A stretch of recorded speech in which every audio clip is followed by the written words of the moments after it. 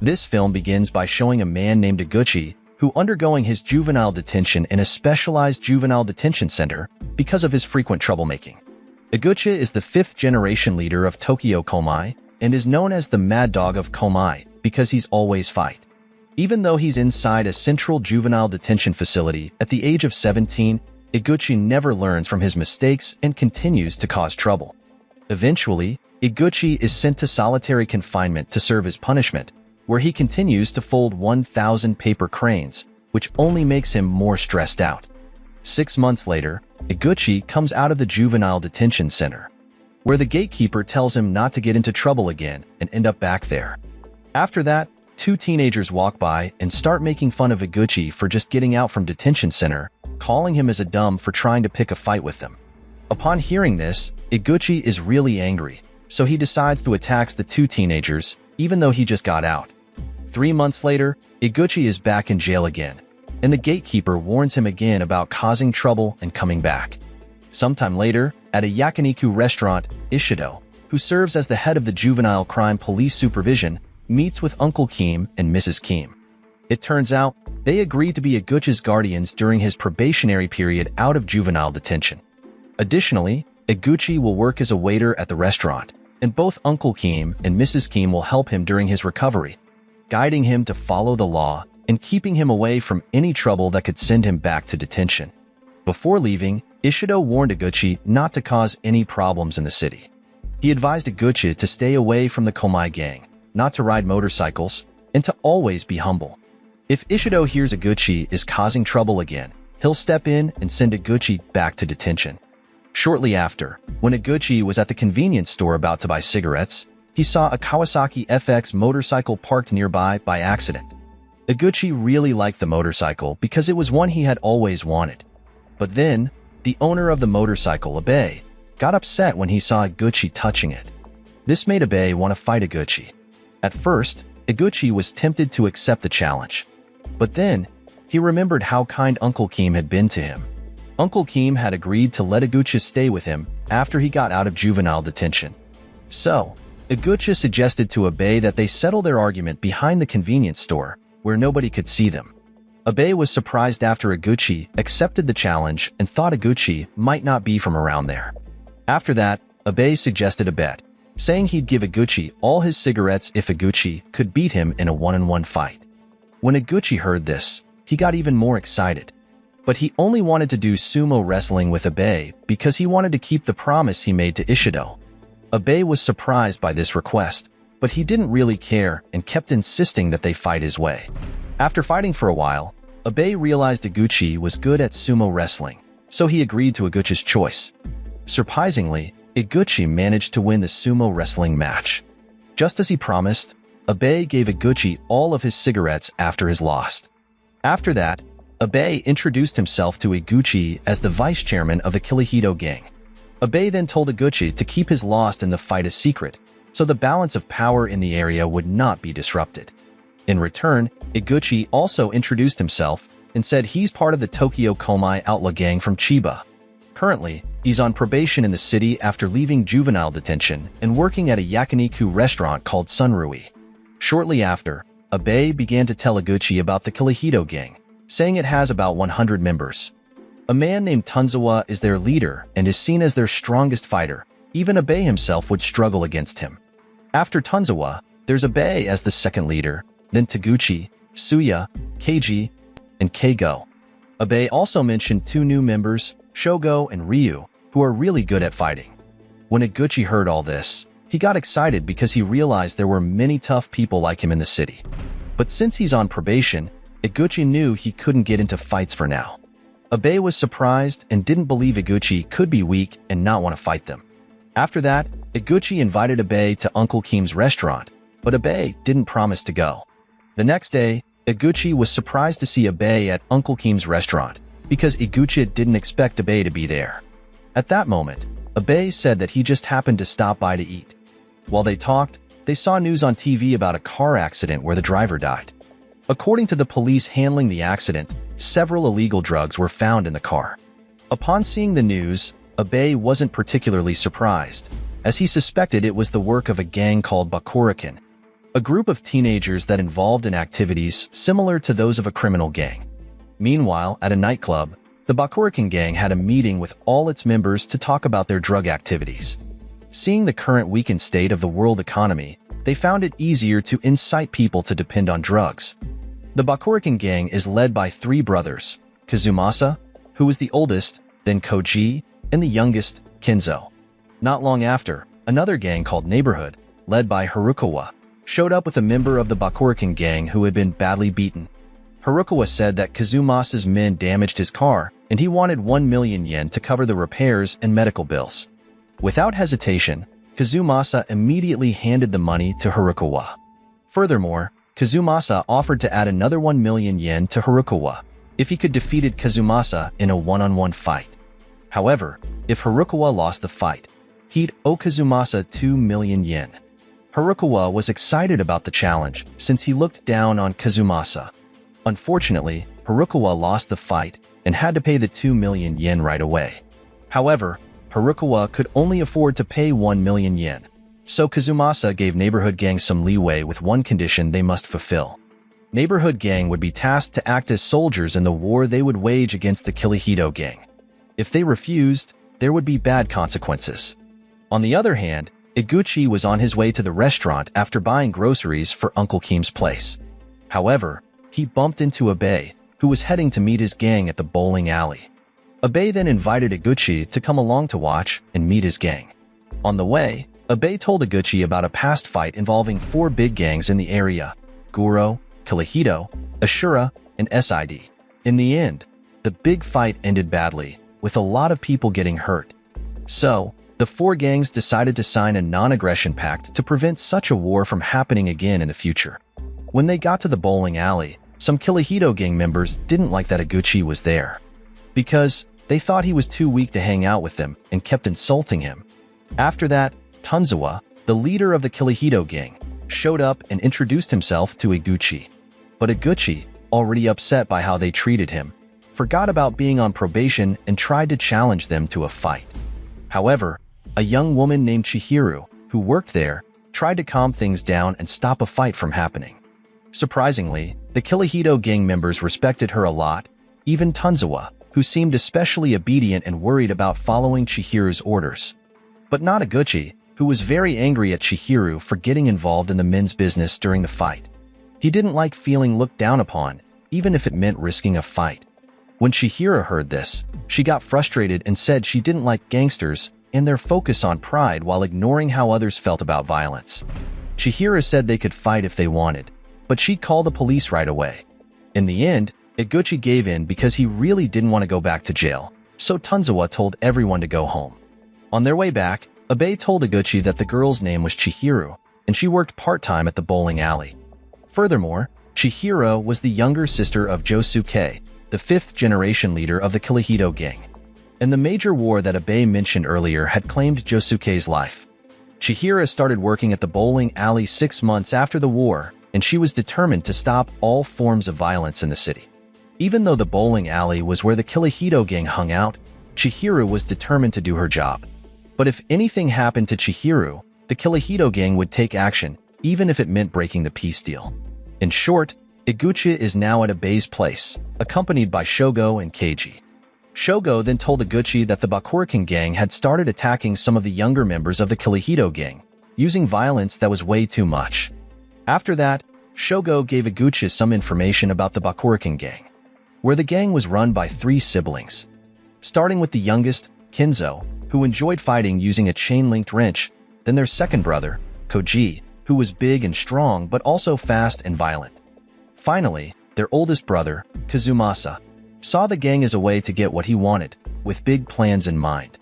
They wanted to do things like sell drugs, launder money, and make illegal stuff like sex tapes, all to control the crime in the city. Additionally, there were also rumors that Kazumasa had killed someone in the past during a fight over drugs. Not long after, the Kilihido gang met at the bowling alley to talk about this serious problem. They were worried because the Borin gang had gotten a lot more members, while the Kilihido gang lost some after the attacks. They knew that fighting back without being ready would probably just make things worse for them. Meanwhile, Iguchi found Chihiro praying at the location where her older brother had died. Iguchi knew about what happened to Josuke and felt sad about it too.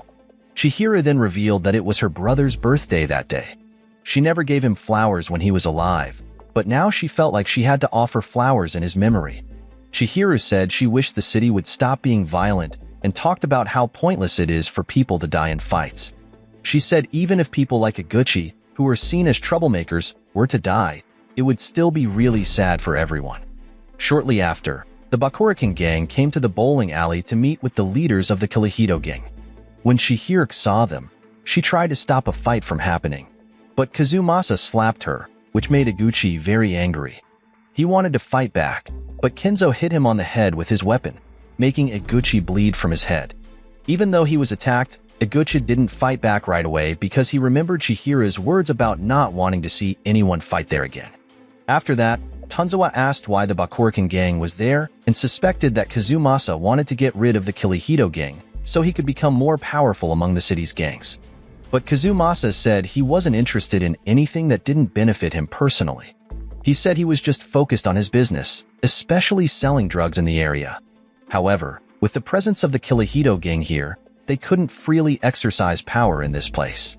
Knowing their real intentions, Tanzawa decided he wouldn't let them disturb the peace in the area and promised to get rid of them when the time was right. The next day, Uncle Kim taught Iguchi how to cook delicious dishes at the restaurant. After that, Uncle Kim talked about how he started the restaurant because he loved eating yakiniku for free. But then he realized how important it was to cut meat just right to make it taste good. Uncle Kim also saw how customers enjoyed his cooking, so he decided to protect his wife by making yakiniku. Uncle Kim also shared some advice with Iguchi, saying he knew he had faults but still believed in him. He told Iguchi to protect what mattered to him. Soon after, Mrs. Kim came into the kitchen and told Iguchi that Tanzawa, someone he knew, had arrived. Just like Abe, Mrs. Kim was happy about Iguchi having many friends in the city, so she offered Tanzawa some free meat. But their conversation was interrupted when some customers loudly asked for their bill. They seemed to look down on Iguchi and Tanzawa for not being educated enough.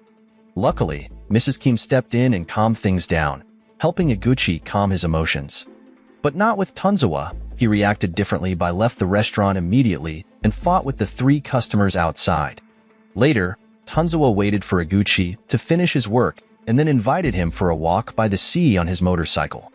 During the ride, Tanzawa tried to convince Iguchi to join the Kirihito gang, worried that Iguchi might become a target for the Bakurakan gang because he fought with them at the bowling alley.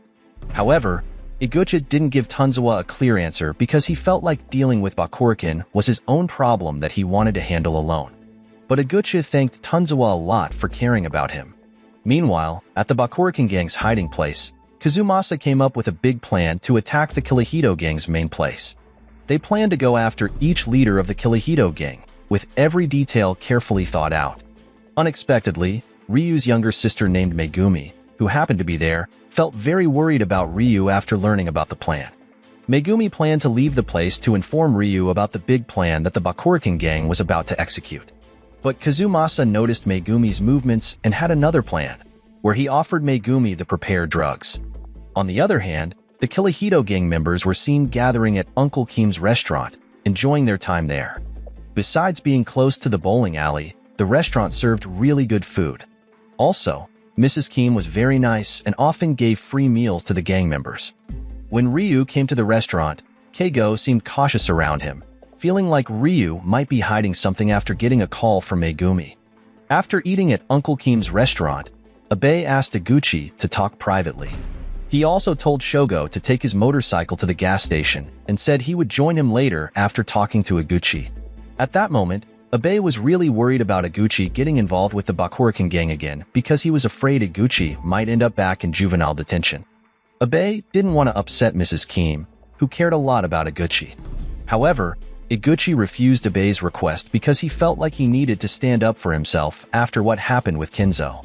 Iguchi got frustrated and accidentally made Abe trip, hurting his shoulder as he fell near a flower pot. At the same time, Chihiro saw what happened between them but didn't understand what was going on. Without explaining anything, they left Chihiro behind. Shortly after, on their way to the station, Chihiro finally asked Iguchi about what happened between him and Abe. Iguchi then explained that it was a quick incident where Abe hit him once, so Iguchi hit him back once.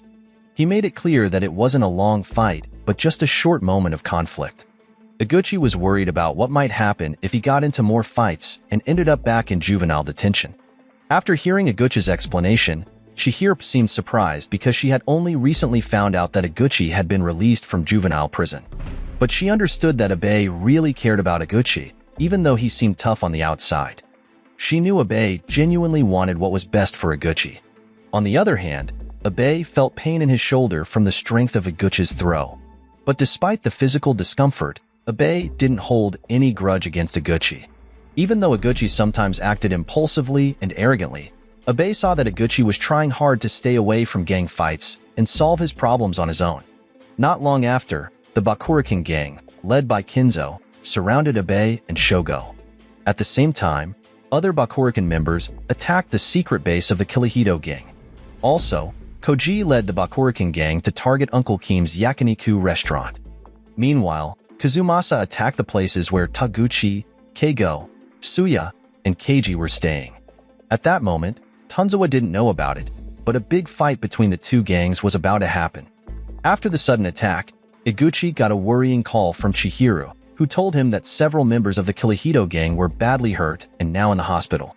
When Iguchi arrived at the hospital, he found out how bad it was, where Shogo needed 2 stitches on his head and had a fractured rib and arm, while Abe had 2 fractured ribs, a broken leg, and 8 wounds, one of which was serious and left him unconscious and in critical condition. Even though there were 15 attackers, Suya believed Abe was tough and wouldn't give up easily. But Suya was worried about Abe's shoulder and thought Iguchi might have hurt him when they left Uncle Kim's restaurant. Shortly after, Ishido and his team came to the hospital to investigate the fight between the Kihito and Bakurakin gangs. At that moment, Tanzawa made it clear to Ishido that Iguchi wasn't part of the Kihito gang, just a friend. So, Ishido arrested the Kihito gang leaders, except for Keiji. Later, Chihiro and Keiji decided to leave, leaving Iguchi alone with Abe at the hospital. But as they were about to go, a car suddenly showed up, and members of the Bakurakin gang tried to take Chihiro away. They told Keiji that if the Kihito gang wanted to get Chihiro back, they had to meet them at the old factory building. The following day, the Kihito gang leaders were eventually released by the police. Outside the yakiniku restaurant, Keigo asked Ryu about his recent phone conversation. After that, Ryu admitted his wrongdoing, expressing remorse, and disclosed that he had shared all information with the Bakurakin gang. He confessed that he was forced into doing so after the Bakurakin gang threatened to involve Megumi in drug-related activities and record them. Upon learning this, Tanzawa became furious and instructed Ryu to refrain from further contact. At the same time, Suya received a distressing call from Keiji, informing him that Chihiro had been abducted by the Bakurakin gang. Upon hearing this, Tanzawa decided to confront the situation alone to prevent his friends from getting further harm. He assured them not to worry, asserting his confidence in handling the situation independently. However, Taguchi wouldn't allow Tanzawa to go alone because for them, the Kihito gang was more than just friendship, they were family.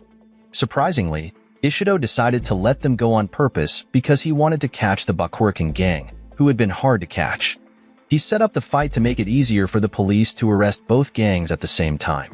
Meanwhile, Iguchi was cleaning up after the incident at Uncle Kim's restaurant when Keiji hurried over with bad news.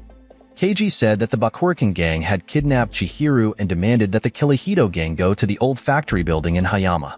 After that, Iguchi and Keiji quickly joined other Kihito members who were also on their way to the factory to rescue Chihiro. Not long after, they reached the old factory and were quickly caught up in a fight with many members of the Bakurakin gang. During the confusion, Ryu showed up in a car and used it to block the factory door, feeling sorry for betraying them. He wanted to help rescue Chihiro by holding off the enemies outside, allowing Keigo, Tanzawa, and Iguchi to enter and confront the Bakurakin gang leaders to save her. Upon entering, Keigo prepared to confront Koji while telling Tanzawa and Iguchi to go upstairs to rescue Chihiro. Engaging in a fierce battle, Keigo faced Koji directly.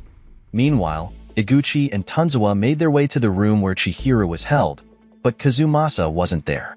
Tanzawa instructed Iguchi to deal with Kinzo, who had Chihiro, while he went up to the roof to confront Kazumasa.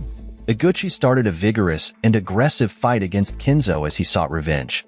At the same time, Tanzawa reached the rooftop and quickly dealt with Kazumasa's henchmen. Then, Tanzawa entered into an intense and fierce confrontation with the leader of the Borin gang. After defeating Kazumasa, Tanzawa came down and found Iguchi, who had also defeated Kinzo and was trying to free Chihiro. Suddenly, Kazumasa, who was still conscious, tried to stop them with a pistol. However, Kinzo, standing behind, stepped in, thinking that their defeat meant there should be no more fighting. Soon after, they heard police sirens, and Kinzo urged them to quickly leave through the emergency stairs at the back of the building.